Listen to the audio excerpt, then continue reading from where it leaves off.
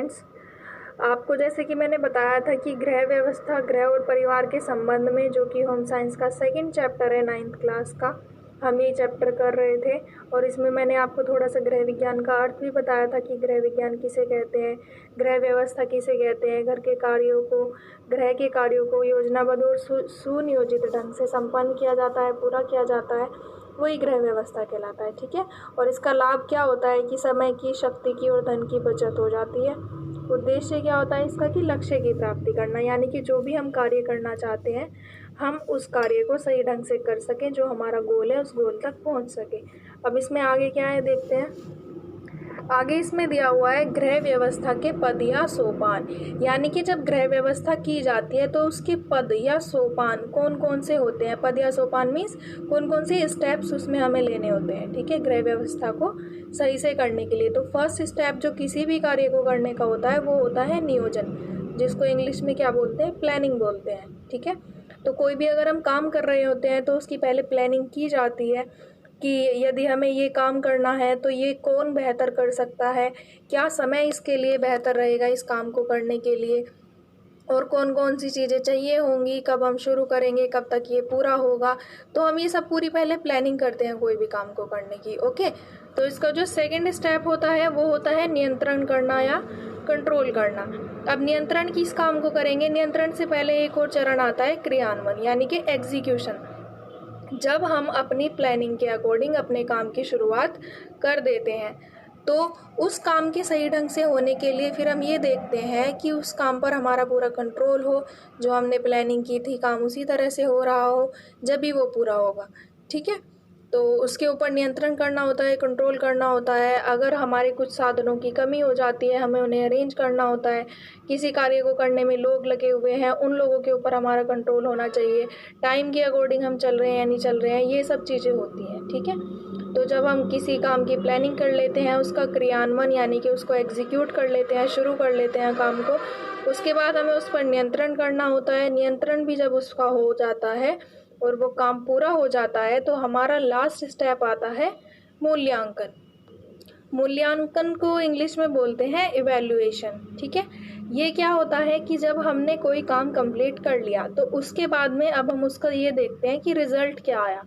हम उसका मूल्यांकन करते हैं, उसका आकलन करते हैं कि ये काम किस हद तक सही हुआ या नहीं हुआ, ये काम कैसा हुआ, हमने इसको किस ढंग से किया, क्या ये हमारी प्लानिंग के अकॉर्डिंग रहा, क्या इस पर हमारा नियंत्रण रहा, क्या ये काम सफल हुआ या नहीं हुआ। अब ये 3 तरह से होता है, सापेक्ष, निरपेक्ष और सिनेमा के द्वारा। 3 तरह से मूल्यांकन होता है किसी भी चीज़ का। यानी कि कोई काम जब हम कर रहे हैं हम उसकी वीडियोग्राफी कर लेते हैं, बाद में हम देखते हैं कि हमें रिजल्ट मिला या नहीं मिला। सापेक्ष मूल्यांकन वो होता है जिसमें कि कोई काम हमारी आंखों के सामने हो रहा है और हम देखकर बता सकते हैं कि ये काम सही ढंग से हुआ या नहीं हुआ।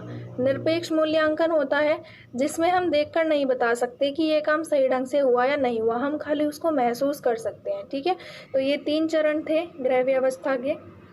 अब आगे देखते हैं कि गृह व्यवस्था का उद्देश्य क्या होता है, किस लिए करते हैं हम गृह व्यवस्था। ठीक है, तो इसका जो फर्स्ट पॉइंट है, गृह व्यवस्था का फर्स्ट पॉइंट है कार्यकुशलता।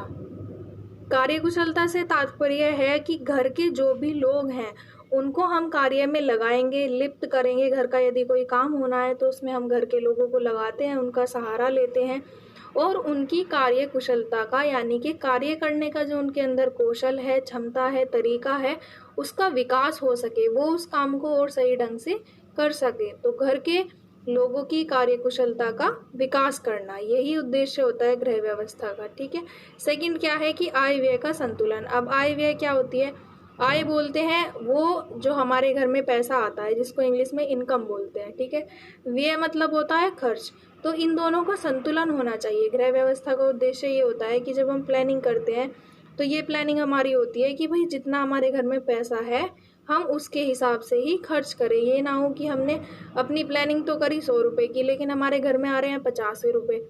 ठीक है, तो वो गलत हो जाएगा। जितना आपके पास पैसा है आप उसके हिसाब से ही पैसा खर्च करें, आय व्यय का संतुलन बनाकर चलें, ये गृह व्यवस्था का उद्देश्य होता है।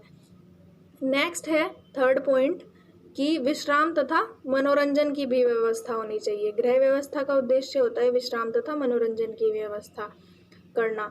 क्यों? क्योंकि विश्राम से क्या होता है कि हम जब दिन भर काम में लगे रहते हैं तो थकान हो जाती है। उस थकान को मिटाने के लिए हमें विश्राम चाहिए होता है।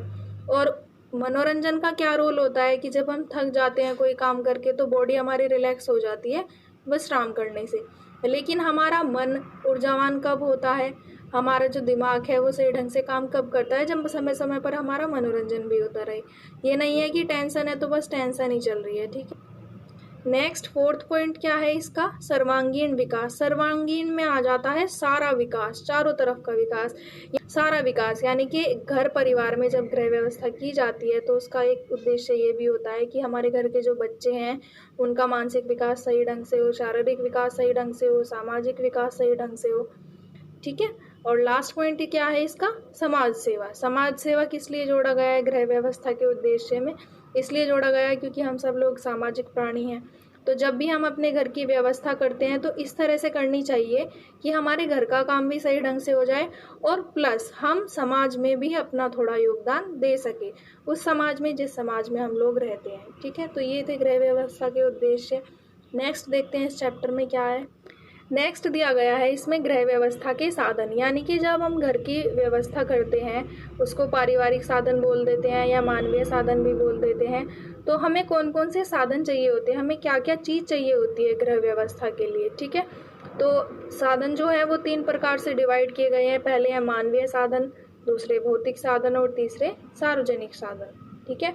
तो पहले देखते हैं मानवीय साधन कौन कौन से हैं। रुचि, शक्ति, ज्ञान, कुशलता और समय। यानी कि जब हम किसी काम को करते हैं तो मानवीय साधन में यानी कि मनुष्य में हमें अगर लोगों की ज़रूरत है किसी काम को करने के लिए तो वो काम कब पूरा होगा? जब हमने जिस लोग का चुनाव किया है कि आप इस काम को करेंगे उसकी उस काम को करने में रुचि होनी चाहिए, ठीक है। और उसमें इतनी शक्ति भी होनी चाहिए कि वो उस कार्य को कर सके। 3rd पॉइंट है ज्ञान। उस कार्य को करने के लिए उसके पास ज्ञान भी होना चाहिए। अगर उसको पता ही नहीं है कि काम कैसे करना है तो वो कर ही नहीं पाएगा। नेक्स्ट है कुशलता, यानी कि उस काम को करने की कुशलता, सही ढंग से वो कार्य कर सके, ये भी उसमें योग्यता होनी चाहिए। और लास्ट पॉइंट आता है समय, यानी कि समय उसको जब दिया जाएगा, किसी व्यक्ति के पास समय होगा तभी तो वो काम कर पाएगा। ओके, तो ये थे मानवीय साधन। नेक्स्ट देखते हैं भौतिक साधन क्या है। धन और भौतिक पदार्थ। जब हम कोई कार्य करते हैं तो उसके लिए अगर पैसे की ज़रूरत है तो हमारे पास पैसा ज़रूर होना चाहिए तभी वो काम होगा। और भौतिक पदार्थ माना कि किसी और चीज़ की, जैसे मान लिया कि हमें खाना बनाना है तो उसके लिए हमें चूल्हा चाहिए होगा, बर्तन चाहिए होंगे। तो इस तरह की भौतिक चीज़ें जो हैं वो भी हमारे पास उपलब्ध होनी चाहिए। 3rd पॉइंट आता है सार्वजनिक साधन। सार्वजनिक साधन कौन कौन से होते हैं? बाजार, स्कूल, अस्पताल, सिनेमा आदि। ये सब किस लिए? क्योंकि बाजार से हम लोग बहुत ज़्यादा रिलेट होते हैं। हर चीज़ खरीदने के लिए, सब चीज़ों के लिए हमें बाजार जाना होता है। स्कूल में बच्चों को भेजते हैं, बच्चों की पढ़ाई होती है, उनका विकास होता है। सामाजिक विकास जो होता है उनका बच्चों का स्कूल से ही शुरू होता है। नेक्स्ट है अस्पताल। अस्पताल की हमें ज़रूरत होती है जब भी हम बीमार हो जाते हैं तो हमारे घर की व्यवस्था ठीक ठाक चल सके, उसके लिए घर में बीमारी आए तो हम उसका इलाज करा सकें, उसके लिए हमें अस्पताल की भी ज़रूरत होती है। और सिनेमा किस लिए? मनोरंजन के लिए, ठीक है। अब आगे देखते हैं कि गृहिणी जो होती है यानी कि घर को चलाने वाली लेडी, उसमें क्या क्या विशेषताएं होनी चाहिए, क्या क्या उसमें स्पेशलिटी होनी चाहिए। फर्स्ट है निर्णय शक्ति। एक गृहिणी में निर्णय लेने की शक्ति ज़रूर होनी चाहिए कि वो सही समय पर सही निर्णय कर सके। दूसरा है मितव्ययिता। मितव्ययिता का मीनिंग होता है कम खर्च करना, यानी कि जहाँ पर जितने खर्चे की ज़रूरत है उतना ही खर्च करना। अब अगर गृहिणी घर में एक्स्ट्रा चीज़ों पर खर्चा करेगी तो फिर घर की अर्थव्यवस्था बिगड़ जाएगी, ठीक है। नेक्स्ट है सहनशीलता। गृहिणी में सहनशीलता ज़रूर होनी चाहिए क्योंकि अगर वो ही बात बात पर घर में झगड़े करने शुरू कर देगी या किसी की बात बर्दाश्त नहीं करेगी तो उसको प्रॉब्लम होगी और घर भी सही ढंग से नहीं चल सकेगा। नेक्स्ट है उल्लासिता। उल्लासिता का मतलब है कि आपके मन में उल्लास होना चाहिए, हर्ष होना चाहिए, खुशी होनी चाहिए। जब घर में जो गृहिणी है, मेन लेडी है, वो खुश रहती है तो बाकी लोग भी खुश रहते हैं। अगर जो घर की मेन लेडी है वो ही दुखी है, वो ही रो रही है तो फिर बाकी लोग भी खुश नहीं रह पाते। ओके, नेक्स्ट है बुद्धि। गृहिणी में बुद्धि ज़रूर होनी चाहिए जिससे कि वो काम को सही ढंग से कर सके। उसके बाद आता है वाक्पटुता। वाक्पटुता क्या होती है? बोलने की आपकी क्षमता। यानी कि आप अपनी बात को दूसरों को किस तरीके से समझा सकते हैं। गृहिणी को अगर घर में कोई काम करना है या 4 मेहमान आ गए हैं तो वो उसके सामने किस तरह से बात करती है, उसके बातचीत करने का ढंग कैसा है, वो सब चीज़ें आपकी वाक्पटुता में आ जाती है। वाक का मतलब होता है बोलना। ओके, नेक्स्ट है आत्मनियंत्रण। आत्म का मतलब अपने ऊपर, ठीक है। नियंत्रण मीन्स कंट्रोल, यानी कि गृहिणी का अपने ऊपर कंट्रोल होना चाहिए, अपने शारीरिक रूप से भी, मानसिक रूप से भी और अपने बौद्धिक रूप से भी। उसका अपने मन पर, अपनी बुद्धि पर, अपने शरीर पर पूरी तरह से कंट्रोल होना चाहिए। लास्ट में आता है मानव स्वभाव को समझने की क्षमता, क्योंकि एक लेडी ही 24 घंटे जब घर में रहती है या अगर वो बाहर काम करने जाती है तब भी सबसे ज़्यादा लेडी को पता होता है कि तुम्हारे घर में किसका स्वभाव कैसा है, ठीक है। तो ये विशेषताएं हैं गृहिणी की।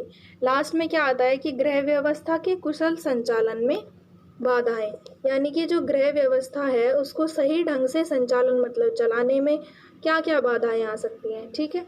तो ये बाधाएं यही है कि लक्ष्य की अज्ञानता। लक्ष्य मीन्स हमें यही ना पता हो कि हमारा गोल क्या है, हमें करना क्या है, उसी का ही जब ज्ञान नहीं होगा तो फिर हम करेंगे क्या। नेक्स्ट है इसमें निर्णय ना कर पाना। अगर हम ये निर्णय नहीं कर पाते कि सही क्या है, गलत क्या है, हमें क्या करना है, हमारी फैमिली की प्रायोरिटी क्या है, तो जो हमारी गृह व्यवस्था है वो सही ढंग से नहीं चल पाती।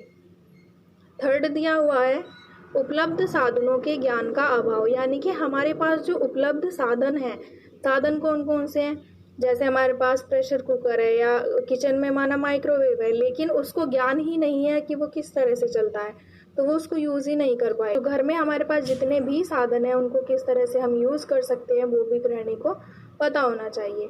फोर्थ है समस्याएं एवं उनका समाधान, यानी कि जो समस्याएं आई हैं अगर हम उनका समाधान नहीं कर पाते हैं तो हमारा जो संचालन है गृह व्यवस्था का वो सही ढंग से नहीं हो पाता, क्योंकि जब भी हम कोई काम करते हैं तो उसमें समस्याएं तो ऑब्वियसली आती ही हैं, हमें उनका समाधान करने का भी रास्ता ढूंढना चाहिए।